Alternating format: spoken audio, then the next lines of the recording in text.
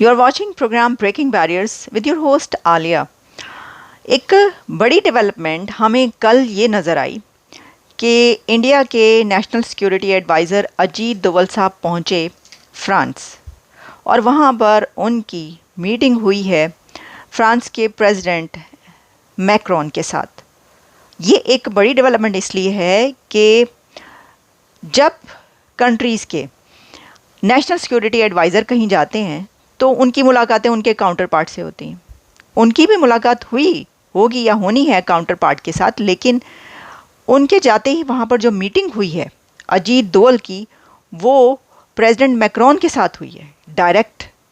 देखिए, इससे क्या पता चलता है? इससे ये पता चलता है कि कहाँ पर पहुँचा हुआ है इंडिया, कि उसका अगर कोई मिनिस्टर, कोई सिक्योरिटी एडवाइज़र, मोदी साहब का कोई एडवाइज़र भी यूरोप के किसी कंट्री में, वेस्ट में, सुपर पावर्स के पास कोई चला जाए तो उससे भी वहाँ का बड़े से बड़ा लीडर मिलता है, वहाँ का प्रेसिडेंट या प्राइम मिनिस्टर मिलता है इंडिया के नेशनल सिक्योरिटी एडवाइज़र के साथ।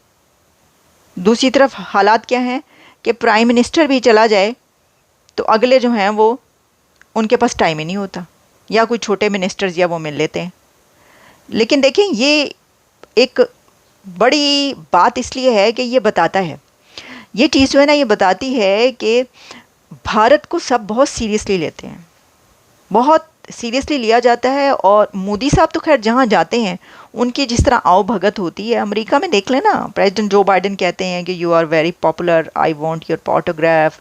जो ऑस्ट्रेलियन प्राइम मिनिस्टर हैं वो कहते हैं कि यू आर दी बॉस। अभी वहाँ पर जब वो गए हुए थे, जो मीटिंग्स हुई हैं क्वाड की, उसमें आपने देखा हर जगह पर जो दरमियान में खड़े हुए नज़र आए हैं वो प्रेसिडेंट जो बाइडेन और नरेंद्र मोदी, दोनों मतलब दरमियान में, बाकी सब जो हैं वो साइड पर।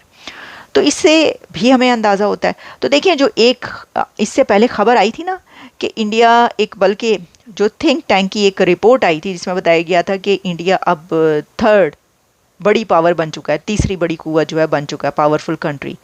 तो अब तो इसके बाद ये लग रहा है कि इंडिया दूसरी बड़ी पावर बन चुका है, दूसरा ताकतवर कंट्री बन चुका है। क्योंकि देखें, अगर फ्रांस का प्रेसिडेंट किसी से मिलता है ना, किसी नेशनल सिक्योरिटी एडवाइज़र से, तो वो अमेरिका का नेशनल सिक्योरिटी एडवाइज़र होता है। यानी ये जो यूरोपियन कंट्रीज़, कहीं पर भी अगर कंट्रीज़ के प्राइम मिनिस्टर्स या प्रेसिडेंट्स किसी नेशनल सिक्योरिटी एडवाइज़र, किसी मुल्क के नेशनल सिक्योरिटी एडवाइज़र से मिलते हैं तो वो अमेरिका का नेशनल सिक्योरिटी एडवाइज़र होता है। उसके अलावा वो उनके काउंटर पार्ट्स की मुलाकातें होती हैं। तो यहाँ पर अमेरिका के बाद इंडिया के नेशनल सिक्योरिटी एडवाइज़र को वो हाथों हाथ ले रहे हैं, वो उनको वेलकम कर रहे हैं, उठ के उनसे मिल रहे हैं, खुद जाके जो है वो उनको वेलकम कर रहे हैं।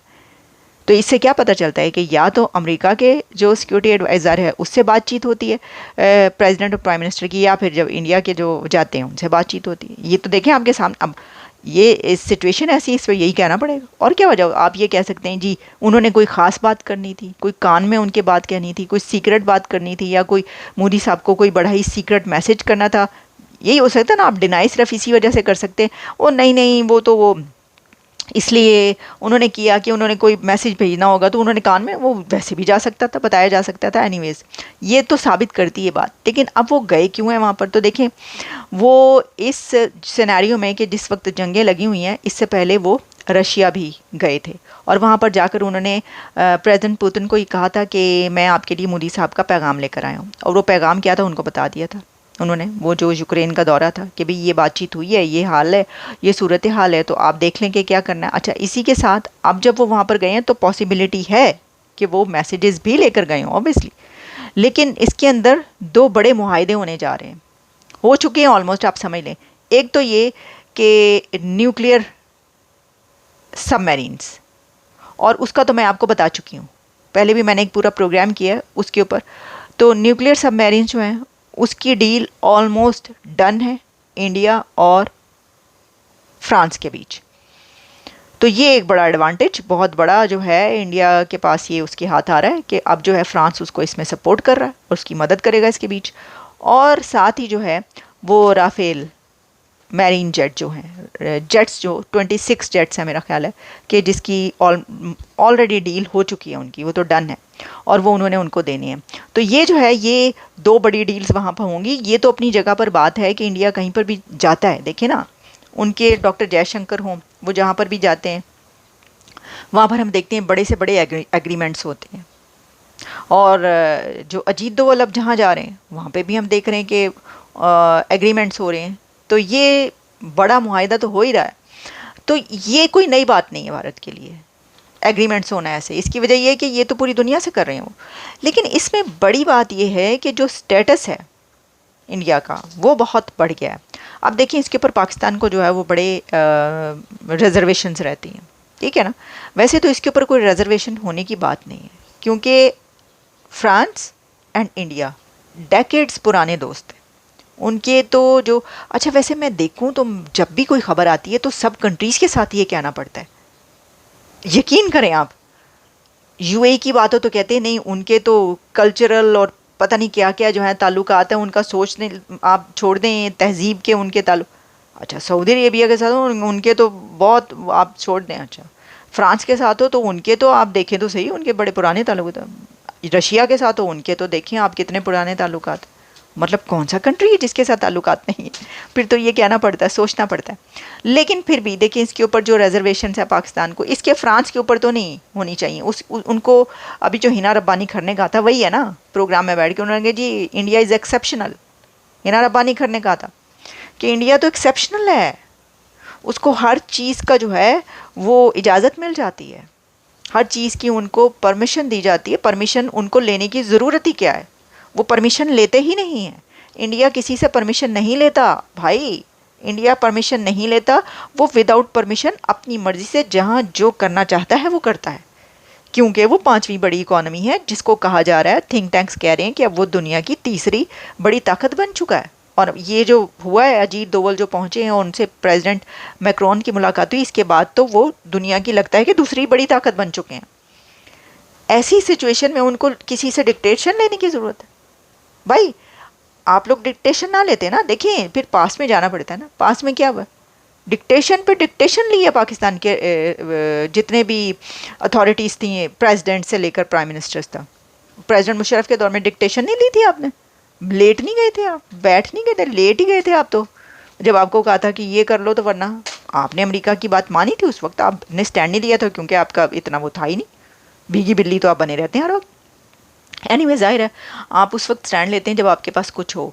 तो अमेरिका जो है वो असल में ये शिकायत है पाकिस्तान को कि अमेरिका हमारे साथ जो है हाथ सख्त रखता है, और जो हम कुछ कर लें, जैसे कि अभी आपने देखा कि चाइनीज़ कंपनीज जो हैं उनको पे सैंक्शंस लगी है ना अमेरिका की तरफ से, जो कि सप्लायर चाइनीज़ कंपनी है पाकिस्तान के लिए, ठीक है।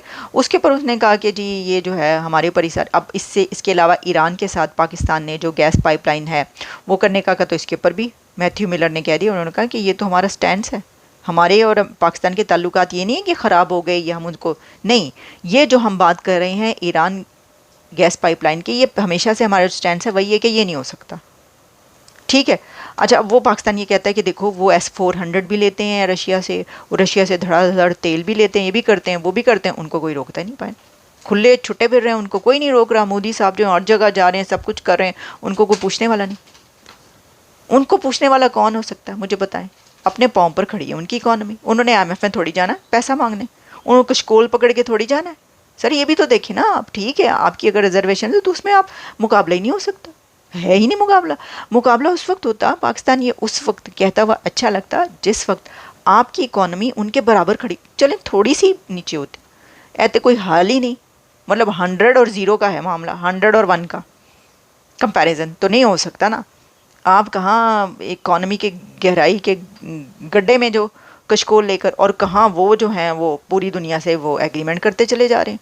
उनकी तो आप देखें तो सही कि रिजर्व कितने हैं उनके, फॉरेन रिजर्व्स देख लें इंडिया के, GDP ग्रोथ देख लें आप इंडिया की, मतलब ट्रेड देख लें, मतलब जो कुछ उठा के देख लें आप, तो फिर इसमें कोई है नहीं मुकाबला, तो कोई फ़ायदा नहीं। मतलब शिकायतें करने का जो है कोई फ़ायदा नहीं। हाँ फ़ायदा उस वक्त होगा कि आप कहें, जैसे कि अब आपने कहा है कि जी ये हमारा आखिरी है। वैसे तो ये भी एक बहुत ही बड़ा लतीफ़ा है, कर्ज़ लेकर कर्ज़ देने के लिए वापस आईएमएफ का पैसा लिया है। तो उसके ऊपर अगर कोई वज़ीर आज़म ये कहे कि ये आखिरी बार ले रहे हैं, तो हंसने के अलावा और कोई चारा नहीं है, क्योंकि अभी आपने थोड़े दिन के बाद उनसे और भी दरख्वास्त करनी पाए, ए जड़ा है ख़त्म हो गया या ये पूरा हो गया, तो अब हमें ये चाहिए, ये आप देख लीजिएगा। तो ऐसी सिचुएशन में आप कैसे मुकाबला कर सकते हैं इंडिया का? मतलब फॉरगेट इट। ओके जी, इजाज़त दें, फिर मिलते हैं।